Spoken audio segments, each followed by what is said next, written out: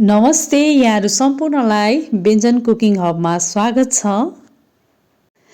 आज मैले तपाईहरू समक्ष छिटो बन्ने अनि मिठो पनि हुने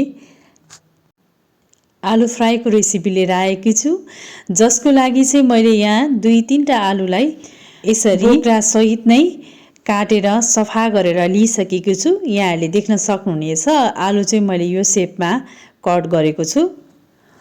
यसरी बोक्रा सहितै आलु फ्राई गर्दाखेरि चाहिँ यो अझ स्वादिलो बन्छ।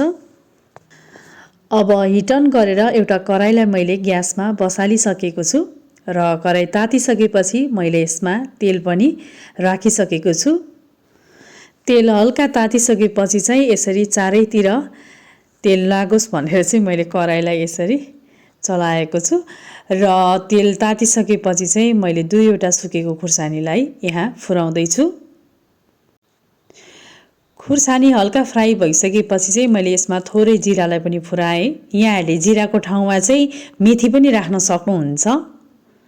अब चाहिँ मैले अघि काटेर तयार पारेर राखेको आलुलाई चाहिँ यहाँ तेलमा राख्दैछु। तयार पारेर राखेको आलुलाई मैले यहाँ तेलमा राखिसकेपछि यसलाई राम्रोसँग चलाउँदैछु र यसलाई राम्रोसँग चलाइसकेपछि चाहिँ यसरी 2-3 मिनेटको लागि फ्राई गर्नलाई छोडिदिनु पर्छ र यो स्टेजमा चाहिँ मैले हिटलाई मिडियममा राखेको छु। 2-3 मिनेटपछि मैले आलुलाई फेरि एकपटक राम्रोसँग चलाउँदै छु। यसरी नै बीचमा चलाउँदै एकैछिन छोड्दै यसलाई यसरी नै फ्राई गर्नुपर्छ। यसरी नै फ्राई गर्दै आलुलाई पकाउनु पर्ने भएको भएर र यसलाई चाहिँ नछोपिकन नै फ्राई गर्ने भएको भएर चाहिँ हिटलाई चाहिँ मिडियममै राख्नुपर्छ। यसलाई हाई फ्लेममा राखेर फ्राई गर्नु हुँदैन। र अब चाहिँ यहाँले देख्न सक्नुहुनेछ आलुमा गोल्डन ब्राउन कलर पनि आइसकेको छ। म अब यसलाई एकैछिन फ्राई गर्दैछु र त्यसपछि चाहिँ यसमा म बाँकी सामग्रीहरूलाई राख्नेछु। अब चाहिँ आलु लगभग राम्रोसँग फ्राई भएर तयार भइसकेको छ। यसमा एकदमै राम्रो गोल्डन ब्राउन कलर पनि आइसकेको छ र अब म यसमा स्वादअनुसार नुन राख्दैछु र नुन राखिसकेपछि यसलाई म फेरि एकपटक चलाउँदैछु र यसपछि मैले लगभग 1 चम्चा जति चाहिँ लसुनको पेस्टलाई यहाँ राख्दैछु। लसुनको चाहिँ एकदमै फाइन पेस्ट राख्ने होइन कि यसरी नै लसुनलाई हल्का कुटेर राख्नुपर्ने हुन्छ। यहाँले देख्न सक्नुहुनेछ लसुन कस्तो टेक्सचरमा रहेको छ भनेर।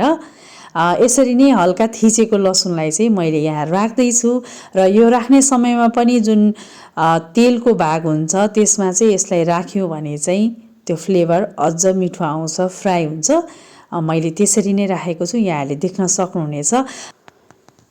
र लसुन राखिसकेपछि एकदम राम्रोसँग मैले चलाउँदैछु र यसलाई चाहिँ एकैछिन मिडियम हिटमा नै फ्राई गर्नुपर्ने हुन्छ। र यो चलाउँदा चलाउँदै लसुनको चाहिँ एकदमै मिठो बास्ना पनि आइसकेको छ। अब मैले यसमा थोरै जिरा धनियाको पाउडरलाई पनि राख्दैछु। मैले चाहिँ लगभग आधा चम्चा जति यहाँ राखेको छु र त्यसपछि फेरि पनि मैले यसलाई एकपटक राम्रोसँग चलाउँदैछु। अब चाहिँ आलु एकदमै राम्रोसँग फ्राई भइसकेको छ अनि यहाँहरूले देख्न सक्नुहुनेछ अघि राखेको लसुन पनि एकदमै राम्रोसँग फ्राई भएर गोल्डन ब्राउन कलरमा आइसकेको छ। र अब मैले यसमा मसिनो पारेर काटेको लसुनको पत्ता र धनियालाई राखेर राम्रोसँग एकपटक चलाउँदैछु। एकपटक यसरी राम्रोसँग चलाइसकेपछि चाहिँ अब चाहिँ कम्प्लिटली यो आलु फ्राई तयार भइसकेको छ। एकदमै मिठो बास्ना आइरहेको छ। मैले यसमा बेसार राखेको छैन तैपनि यति राम्रो कलर आएको छ। यहाँहरूले चाहनुहुन्छ भने थोरै बेसार पनि राखेर फ्राई गर्न सक्नुहुनेछ। यसरी बनाएको आलु फ्राई चाहिँ चिउरा, रोटी वा भातसँग पनि सर्भ गर्न सकिन्छ। यो एकदमै मिठो हुन्छ अनि छिटो पनि बन्छ। यसरी छिटो पनि बन्ने अनि मिठो पनि हुने आलु फ्राईको रेसिपी यहाँहरूलाई कस्तो लाग्यो? कृपया मलाई सल्लाह सुझाव अनि प्रतिक्रिया पनि दिनुहोला र मेरो यस प्रकारको रेसिपीको भिडियोहरूलाई लाइक सेयर अनि सब्सक्राइब गरेर मलाई सपोर्ट पनि गरिदिनु होला र फेरि म अर्को रेसिपी लिएर आउनेछु। धन्यवाद।